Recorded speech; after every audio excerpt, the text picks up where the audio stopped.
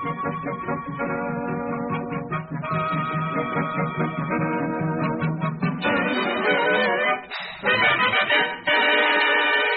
Chesterfield time, pleasure time, the order of the day with radio listeners everywhere. Chesterfield presents George Burns and Gracie Allen, Frank Parker, Ray Noble and his orchestra. All right, Ray? 1, 2.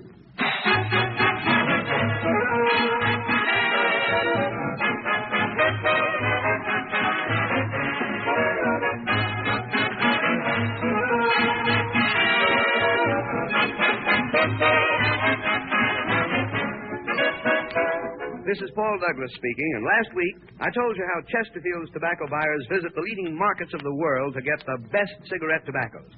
Every one of these tobaccos is outstanding for some quality smokers like, and the way Chesterfield blends and balances them together gives a lot more smoking pleasure. Here's the reason. Chesterfields have the right combination of mild, ripe, homegrown, and aromatic Turkish tobaccos rolled in pure cigarette paper. No cigarette can do more for you than Chesterfield. No other cigarette can give you Chesterfield's refreshing mildness, better taste, and more pleasing aroma. It's the blend that can't be copied. Chesterfield's satisfy millions.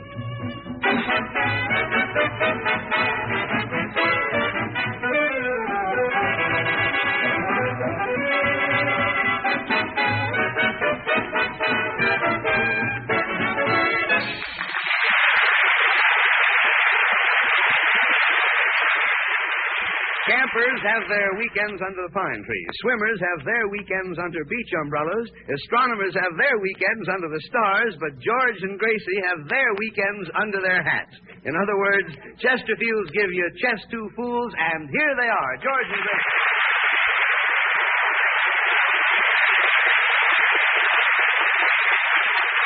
Thank you. Well, Gracie, what do you say to everybody? Hello. Isn't that wonderful? Oh, George, I'm having such a wonderful rest in New York. Nothing to do and all day to do it in. So you're getting a good rest, I Oh, yes. Last night I went to the Star Club, the El Morocco, the Antonetti's, the 21, the Paradise, the Silver Slipper, the Cotton Club, and the Casino. Well, those are nice places to rest. Yeah, I think so. And tonight I'm going sightseeing, then taking a movie, walk up and down Broadway, then going to a cafe in Greenwich Village, and then drive out to the beach for a clam bake. Clam bake? That's all, huh? Mm-hmm. I suppose that's not tiring. Oh, no. They have somebody there to open the clams for you.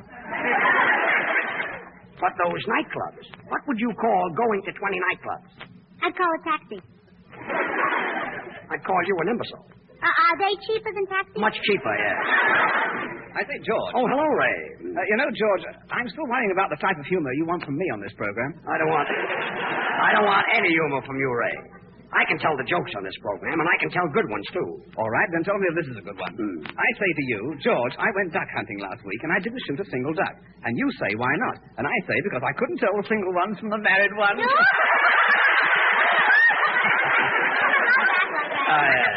Ray, do you believe in signs? Oh, rather. Well, go find a sign that says exit. George, isn't Ray clever? Yes, he's brilliant, yes. You know, if he got a nice coat of tan and then crossed his legs behind his head, he'd look like a pretzel. Yes, and if he put on a little weight, he'd look like an old shoelace. Well, aren't we all? Yes. Oh, there's Mr. Douglas. Hello, Mr. Douglas. Hello. Well, hello, Paul. Hello, George. Mr. Douglas, don't take this personally, but I must tell you about a dream of mine. We're riding in the moonlight, the car stops, and you take me in your arms and you hug and kiss me. When did you dream that, Gracie? Well, I haven't dreamt it yet. That's my dream for tonight. I see what you mean. You have all your dreams planned before you go to sleep. Oh, sure. Otherwise, I might dream about Clark Gable, and that wouldn't be fair to Mr. Douglas. Well, of course, he could always dream about Carol Lombard. Oh. Telegram for Frank Parker. Well, Mr. Parker won't be here until shortly after he arrives. Oh, well, here, miss. Will you give it to him when he gets in? Here's a 50-cent tip, kid. Don't forget, everybody, Frank Parker owes me $50. Don't believe me. He only gave me a nickel. Screw, son. Gracie, you can't open Frank Parker's telegram. Oh, listen to this. Just read that you're back in New York again, and we're giving you 2 days to come over and settle up last year's hotel bill. Signed, the Ritzmore Hotel. Give me that telegram. I better put it back in the envelope here so that Frank won't know you opened it. Imagine Frank Parker sneaking out of the Ritzmore. Gracie, why don't you mind your own business? Giving him only 2 days. My daddy got 90 days. And I always mind my own business. Yes, well, I've heard it whispered that you don't. Well, then that's an idle rumor. Opening Frank's telegram. A false report. Yeah, common gossip. A busybody. A busybody? What's a busybody? A hula dancer. Oh, a hula dancer. Busybody. Oh. See what you mean. Well, Frank Parker. Hello, everybody. Hello. Hello, George. How many girls have been asking for me? Take it easy, Frank. No girls have been asking for you. But they will. Frank, here's a telegram for you. Oh, thanks. Say, that's a smart-looking suit you've got on, George. Like it, huh? Yeah, it just goes to show how silly it is to waste a gunny sack by filling it with potatoes. Never mind. Just read the telegram. Let's see. Just heard you're back in New York, and we're giving you 2 days to come back in New York. Those women. Oh, yeah. Yes. Anything important, Frank? No, it's just from some dame whom I heard that was in town, and she wants me to go over to the hotel for cocktails. Well, I wouldn't let it bother you, Frank. Where does she live, Frank? At the Ritzmore Hotel? Quiet, Gracie. I know a man who sneaked out of the Ritzmore Nice Hotel. weather. But George, when you see the pretty little girl that met me tonight, George, she's coming up later, and we're going to all Is meet that... Well, syncopated matter. Her name is Betty McDermott. I'll tell you what happened. Yes? She was walking down Fifth Avenue looking very bored, and then all of a sudden I came along. Well, yes, I guess that settled it, Frank. I knocked her right off her feet. What were you doing? Riding a bicycle on the sidewalk? Against the red light. George, I'll bet the Ritzmore must be an expensive hotel, especially if you pay your bills. Look, Gracie, some dark night when nobody is looking, something is going to happen to you. You think I ought to take out insurance? It wouldn't be a bad idea because years ago my mother took out accident insurance. Yeah, but you were born just the same.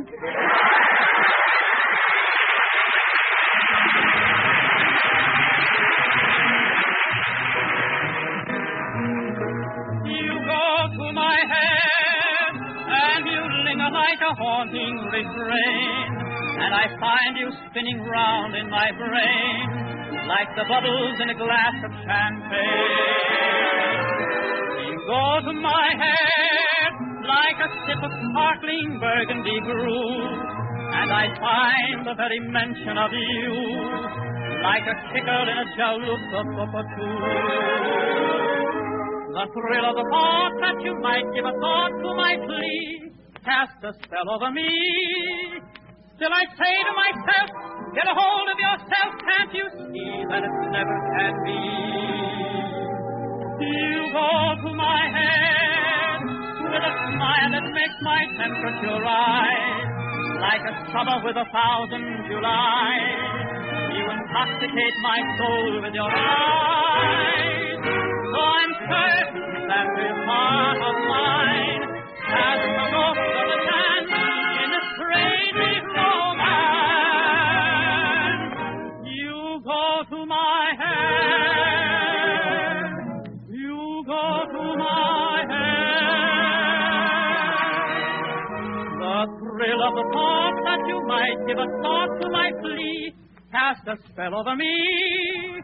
Till I say to myself, get a hold of yourself, can't you see that it never can be? You go to my head with a smile that makes my temperature rise, like a summer with 1,000 Julys. You intoxicate my soul with your eyes. So I'm certain that this heart of mine hasn't a ghost of a chance in this crazy romance. You go to my head. You go to my head.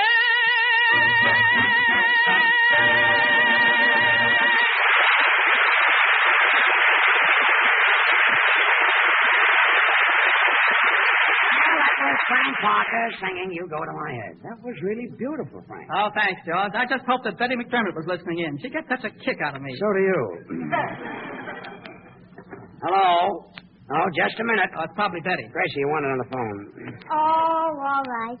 I wish all those handsome men wouldn't call me up in front of Mr. Douglas. It's embarrassing. Will you answer the phone? Oh, hello. This is Gracie Allen speaking. And I can't go out with you tonight because maybe I've got a date with Mr. Douglas. Yes, maybe not. What? You say you've known me longer than Mr. Douglas? Well, that's funny. I don't recognize your voice. Gracie, will you... Please, George, please. What? You say you've known me ever since I was a little girl? Well, spell your name, please. Oh, now I remember. Hello, Mother. Mother?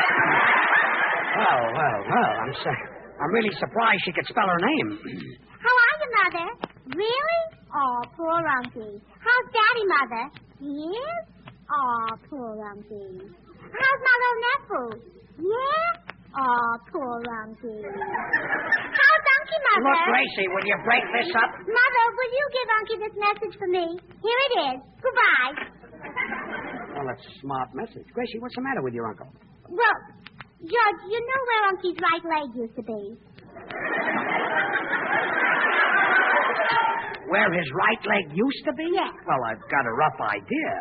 Well, his left leg is there now. His left leg is where his right leg used to be? Yeah, but that's not the worst of it. His right leg is where his left leg used to be. Look, let me get this straight. Did Betty McDermott call yet, George? Not yet. Well, don't worry. She will. Who's worried? So your uncle's left leg is where his right leg used to be. George, were you ever in a train wreck? Was I ever in a train wreck? Why, no. Oh, that's a shame. What are you doing tonight? Gracie, was your uncle in a train wreck? Well, not exactly. You see, they called me from the receiving hospital and said, we've got a man here who says he's your uncle. So I said, congratulations, boy or girl. And Wait he a minute. said... Just a minute. Look, Gracie, how did your uncle get into this receiving hospital? What happened? Well, am I telling you what happened, or are you asking me? You're telling me. Well, all right. Don't act like I'm doing it. Now, look, let's start from the beginning. All right. George, what's the matter with your uncle? Oh, he's fine. My uncle. It's your uncle. Oh, yes. Well, anywho, he's in the receiving hospital, and I was rushing down Fifth Avenue to get the subway when all of a sudden... You were rushing down Fifth Avenue? Yes.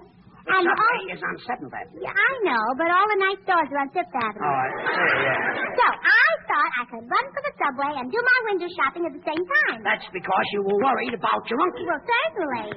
And then I ran into that dress shop that's owned by those people who came over in the Mayflower. The Pilgrims? No, Milgram. Oh, Milgrims, yes, you're right. Yes. And I bought 3 dresses and the cutest hat. Gracie, what about your uncle? Oh, Unky doesn't buy his clothes at Milgram. I guess your uncle gets his clothes in sacks. No, just peanuts. He gets peanuts in sacks. Yeah, in those paper Big sacks. Yes. I say, George, old boy, this piece of humor is so funny that every time I tell it, I burst. So I'd better unbutton my vest. Well, all right, Ray. Get started and unbutton your vest. I say, what kind of babies aren't born with bare feet? And you say all babies are born with bare feet, and I say, oh, no, they're not. Baby tigers aren't born with bare feet.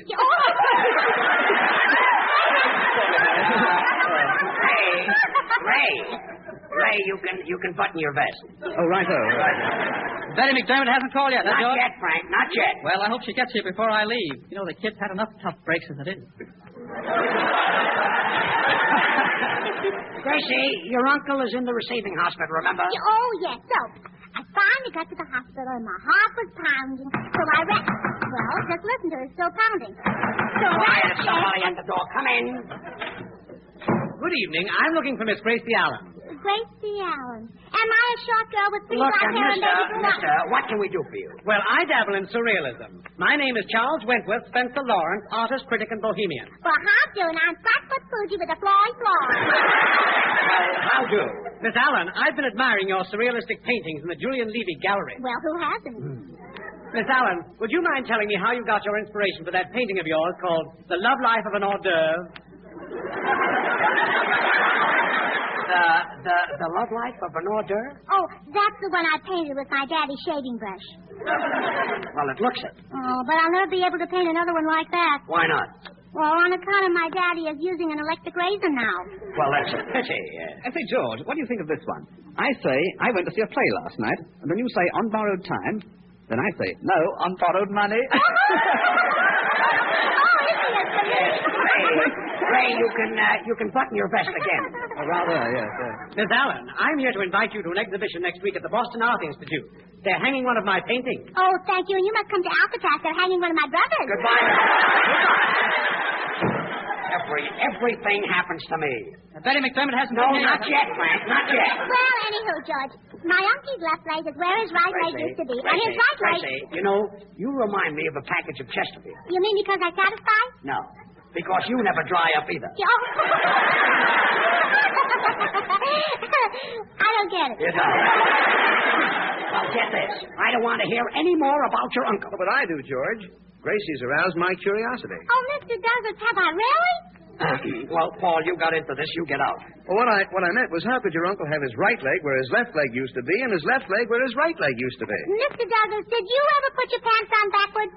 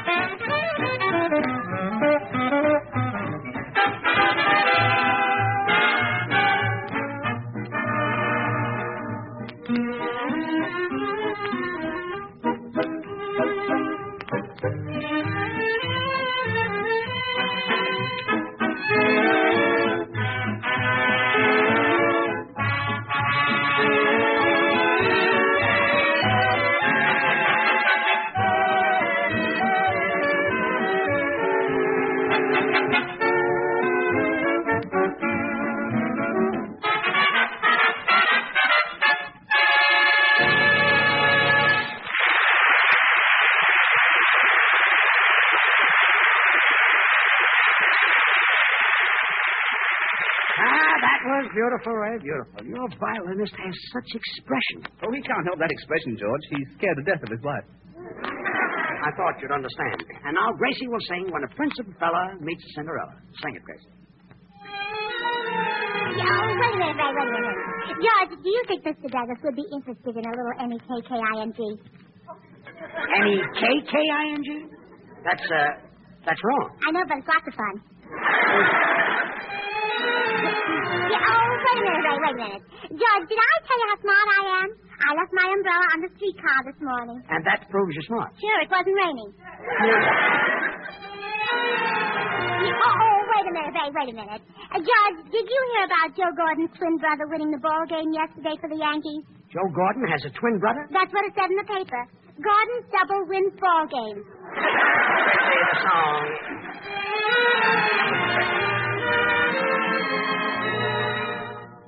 Love will always be in all its glory. Nothing can take that away. Let me cite an old familiar story and show how they do it yesterday. When a prince of a belle meets a Cinderella on a night of bright affair. Does he slip her a slipper? No, sir. Not if he can slip her a kiss. When the moonlight is yellow, does the Cinderella tell a fella to be gone? Does she leave him at midnight? No, sir. Not if she can linger till dawn.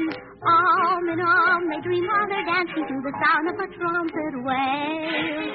Though it's not the place for romancing, it's a modern fairy tale.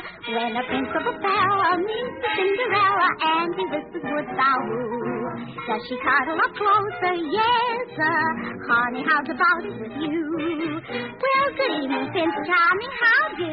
Imagine meeting you like this.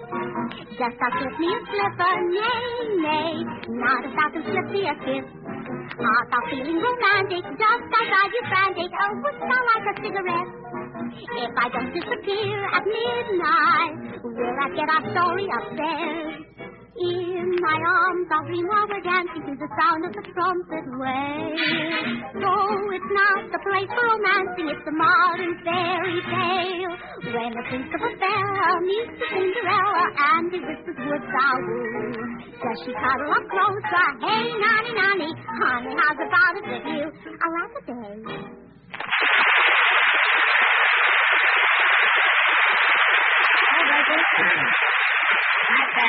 That was very nice. You've got a sweet little voice, and I'm sure everybody enjoyed it as much as I did. Oh, I think so. I've even got a prettier voice than that famous opera singer, Johnny Weissmuller. Johnny Weissmuller? Yes. He's an opera singer? Well, sure. The paper says he's a great diver. Diver. He probably goes swimming in lily ponds. Yeah. Oh, yes, that's really my own stuff. It's as funny as laundry hanging out in the line. Yeah, laundry hanging out in the line. Yes, the washout. Yeah. Well, never mind. Say, Paul. Yes, George? Paul, since this is our second week on the Chesterfield program, I think it would be nice if you would tell us just how Chesterfields are made. Well, I'd be glad to. Mr. Douglas, did I tell you about my granddaddy? Gracie, Paul is Did I tell you that my granddaddy had an emergency operation? Gracie, do you always have to do all the talking? Well, no. Good. Go ahead, Paul. Well, the reason Chesterfields But I like are so to talk. mild. Some people like to sew. Gracie, Paul. Some people like to read books. Look. Some people like to play bridge. But you like to talk. How'd you know? Paul is trying to tell me something, and you keep on talking. What did you say, George? I said you keep on talking. Well, I'll be glad to. Did you know that my granddaddy had an emergency operation? Emergency, yes. His left leg is on his right leg. Used to be in his right leg. What are they doing? Removing his appendix? No. They removed his whiskers from his zipper.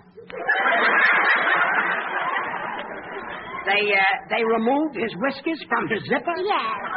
He put on a leather jacket and couldn't get it off. Well, the whiskers got caught in the zipper? Yes. That must have been a dangerous operation. Oh, it was. They had to put the instruments down his throat and make the incision from the inside. Well, why? Well, if they made it from the outside, they'd ruin his leather jacket. Well, I'm glad that's over. Paul, you were explaining about Chesterfield. Well, the reason Chesterfield... Betty McDermott isn't here yet, huh, No, George? Frank, she's not here yet. Well, I'll bet some insignificant little thing must be keeping her away. Frank, you're just self-conscious. Paul, you were saying... Oh, yes. The reason Chesterfields are... George, here's one I just thought of. With what?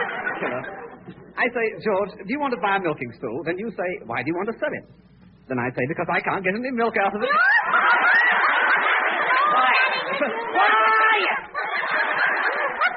Quiet! Betty McDermott. Quiet!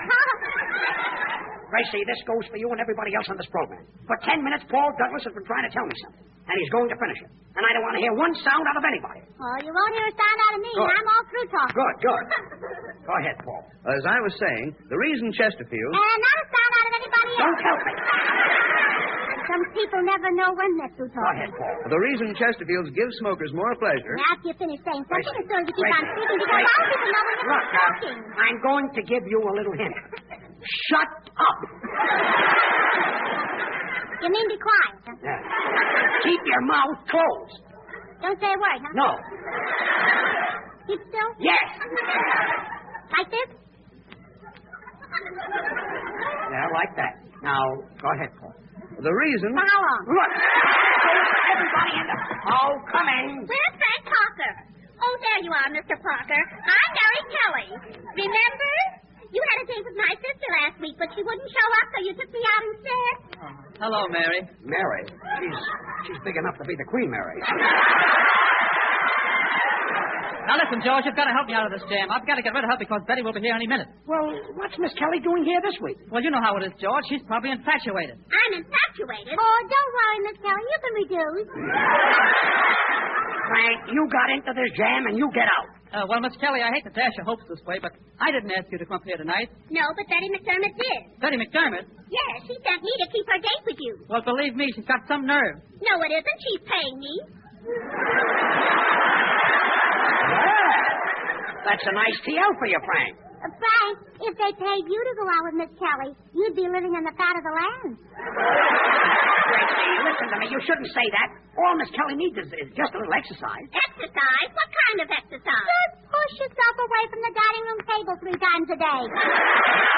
Look, Paul started... Now, just a minute. I came up here to go out with Frank Parker, and I'm getting a headache. Yeah, I know. He's pretty, too.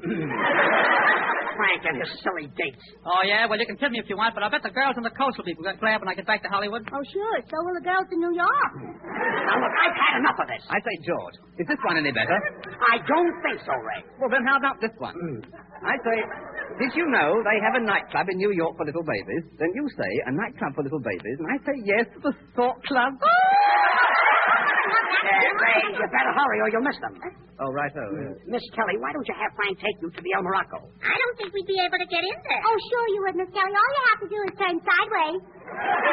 Say, Paul, what were you saying about Chesterfield? Well, on second thought, I don't want to go dancing anyway. I just came from a dinner dance, and I'm too danced out. Oh, you are not, Miss Kelly. You're just pleasingly plump.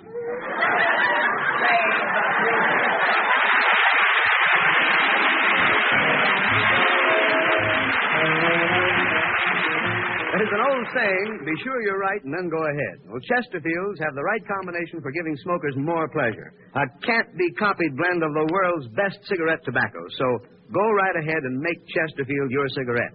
That refreshing Chesterfield mildness and better taste will give you a lot more smoking pleasure.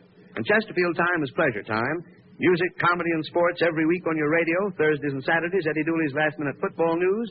Wednesday, Paul Whiteman and his orchestra. And next Friday at the same time, over these same stations, George and Gracie will be with you again. Well, Gracie, say goodnight to everybody. Oh, good night.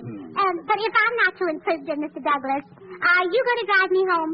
I'm sorry, Gracie, but I haven't got a car. Gracie, I've got a call. Oh, that's awfully sweet of you, George. Are you sure you don't mind walking? Good night, all. This is Paul Douglas telling you that you'll like Chesterfields because of what they always give you. A lot more smoking pleasure. This is the Columbia Broadcasting System.